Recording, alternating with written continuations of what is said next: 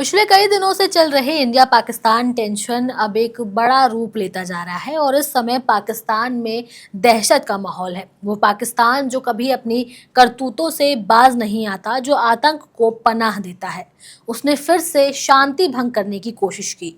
लेकिन भारतीय सेना भी कहाँ चुप रहने वाली थी। जब पाकिस्तान ने भारत में ड्रोन और मिसाइलों से हमले की कोशिश की थी, तब भारतीय सेना ने उसे नाकाम कर दिखाया। साथ ही सांबा में घुसपैठ की कोशिश को भी रोक दिया। लेकिन इस वॉर के बीच एक सवाल है जो सबके जहन में घूम रहा है, और वो ये कि क्या पाकिस्तान की एक गलती से क्या अखंड भारत का सपना पूरा हो सकेगा? क्या जिस भारत को सोने की चिड़िया बनाने का सपना देखा जा रहा था वो पूरा हो सकेगा? इसी सवाल का जवाब हम आपको देंगे, लेकिन उससे पहले आप हमारे channel the Hindi top subscribe करें, बेल आइकन दबाना ना भूलें ताकि आप तक पहुंचे हमारी हर खबर सबसे पहले। जिस कायरता के साथ पाकिस्तान ने पहलगाम में हमारे मासूम लोगों की जानें ली, उसे देखते हुए भारत अब हर खून के कतरे का बदला ले रहा है। एक तरफ पाकिस्तान ने भी घुसपैठ की कोशिश की, वहीं दूसरी तरफ भारत ने भी जम्मू कश्मीर, पठानकोट, उधमपुर और बाकी जगहों पर सेना के प्रतिष्ठानों पर पाकिस्तान की सेना के हमले की कोशिशों को नाकाम कर दिखाया। भारतीय सेना ने इस बात की जानकारी भी दी कि 8 और 9 मई की रात पाकिस्तान की सेना ने पश्चिमी सीमा पर एक साथ कई हमलों की कोशिश की थी। साथ ही ड्रोन के जरिए भी सीमाओं को निशाना बनाया गया था। इसके साथ ही जम्मू कश्मीर में नियंत्रण रेखा यानी कि एलओसी पर कई बार सीज फायर का उल्लंघन भी किया गया। अगर ऐसी ही गलतियां पाकिस्तान दोहराता रहा तो जल्द ही हमारा अखंड भारत का सपना पूरा होता नजर आएगा, क्योंकि इस बार इंडियन आर्मी एक्शन मोड में नजर आ रही है। वो उन सारे हमलों का जवाब मांगेगी जो पहले हो चुके हैं, और ये कोई पहली दफा नहीं है जब पाकिस्तान ने ऐसी कायराना हरकत की हो। पहलगाम में आतंकी हमले के बाद से भारत ने ऑपरेशन सिंदूर के जरिए पाकिस्तान के साथ ही दुनिया को दिखाया कि आतंक की लड़ाई में वो किस मजबूती से खड़ा है। भारत ने न सिर्फ पाकिस्तान अधिकृत कश्मीर में आतंकियों के ठिकानों को तबाह कर दिखाया, बल्कि अंतर्राष्ट्रीय सीमा से करीब 100 किलोमीटर दूर बहावलपुर में जैश के मुख्यालयों को भी जमींदोज कर दिखाया। आतंक के खिलाफ इस लड़ाई में भारत ने जिस दृढ़ता से पाकिस्तान को आईना दिखाया है, उसे देश और दुनिया में हमारा कद और मजबूत हुआ है। इन हमलों की योजना से लेकर के कार्यान्वयन ने हमारी ताकत के साथ ही प्लानिंग की सटीकता को भी दर्शाया है। भारत ने आतंकियों के साथ पाकिस्तानी सेना के संबंधों को मजबूती के साथ दिखा करके पड़ोसी देश को दुनिया के सामने शर्मसार किया है। पहलगाम हमले के बाद ही पीएम मोदी ने भी ये साफ कर दिया था कि हमले के गुनहगारों को किसी भी कीमत पर बख्शा नहीं जाएगा, और ये वादा किया था कि पहलगाम हमले के आतंकियों और उनके आकाओं को ऐसा सबक सिखाया जाएगा जिसकी उन्होंने कभी कल्पना भी नहीं की होगी। घटना के बाद जिस तरह से सेना ने कार्रवाई के लिए समय, तरीका और तारीख चुनी, वो वाकई तारीफ के काबिल था। भारत और पाकिस्तान के बीच इस जंग के माहौल में हमें ये चाहिए कि हम हमारे देश के सैनिकों का मनोबल बढ़ाएं और उन्हें प्रोत्साहित करें। रात में जिस तरह से भारत ने पाकिस्तान की जवाबी कार्रवाई का सामना किया, वो अपने आप में ही एक साहस की बात है।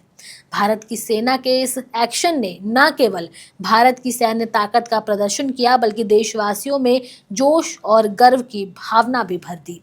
अब हम उस पल का बहुत ही बेसब्री से इंतजार कर रहे हैं जब भारत पाकिस्तान की इस टेंशन के बीच पाकिस्तान अपने घुटने टेक देगा। इसी कड़ी में आपको बताते चले कि जहां हमारी इंडियन आर्मी ने वीरता के साथ लड़ाई लड़ी, वहीं भारतीय नौसेना ने भी दुश्मन मुल्क के कराची शहर में जोरदार हमला किया। इस हमले से कराची में भारी नुकसान होने की भी खबर सामने आई है। इस बार इंडियन नेवी ने भी पाकिस्तान के घर में घुस करके उसे मारा है। जहां एक तरफ भारत पूरी ताकत के साथ पाकिस्तान पर हमला कर रहा है, वहीं पाकिस्तान इस जंग को रुकवाने की और भारत से सुलह करवाने की भीख मांग रहा है। लगता है अब वो दिन भी दूर नहीं जब हम इस्लामाबाद से पाकिस्तान का झंडा हटाकर वहां भारत का झंडा लगाएंगे। पड़ोसी देश की हालत तो देखिए, भीख मांगने की नौबत आ गई है। पाकिस्तान के आर्थिक मामलों के मंत्रालय ने सोशल मीडिया पर एक पोस्ट भी जारी करके अंतर्राष्ट्रीय साझेदारों से और अधिक ऋण की मांग की है। पोस्ट में ऐसा कहा गया है कि दुश्मन द्वारा भारी नुकसान के बाद हम अंतर्राष्ट्रीय साझेदारों से और अधिक ऋण की अपील करते हैं। बढ़ते युद्ध और शेयरों में गिरावट के बीच हम अंतर्राष्ट्रीय साझेदारों से तनाव कम करने की मदद करने का आग्रह करते हैं। इसमें वर्ल्ड बैंक को भी टैग किया गया है।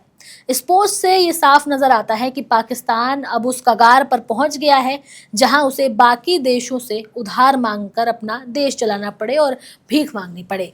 पाकिस्तान पर जिस तरह से भारत हमला कर रहा है उसे देख करके कई सारे पोस्ट भी वायरल हो रहे हैं, जिसमें पाकिस्तान की अभिनेत्री हानिया आमिर ने इस पर अपना एक रिएक्शन दिया था।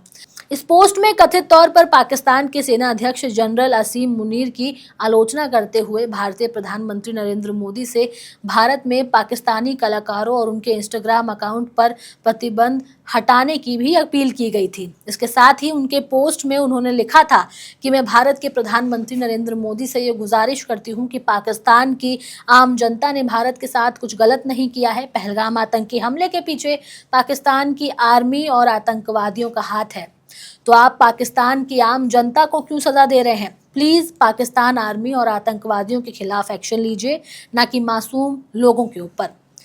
उनके इस पोस्ट से ये जाहिर होता है कि पाकिस्तान में मौजूद जो वहाँ लोग हैं इस वक्त इस वॉर को रोकने के लिए भीख मांग रहे हैं, और ये भारत पाकिस्तान का जो युद्ध चल रहा है इस बीच वो बहुत परेशान है और भारत के प्रधानमंत्री से इस हमले को रोकने की गुजारिश कर रहे हैं।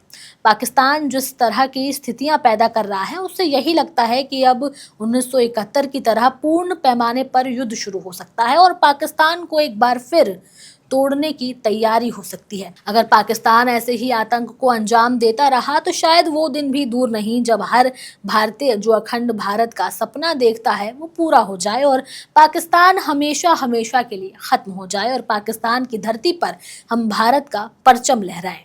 अब आप अपने विचार हमें कमेंट सेक्शन में ज़रूर दें। मैं आपके साथ तनु चतुर्वेदी कैमरे के उस पार मेरा साथ दे रहे थे, मेरे साथ शिव कुमार। ऐसे ही और तमाम खबरों के लिए सब्सक्राइब करें हमारे चैनल द हिंदी टॉप को।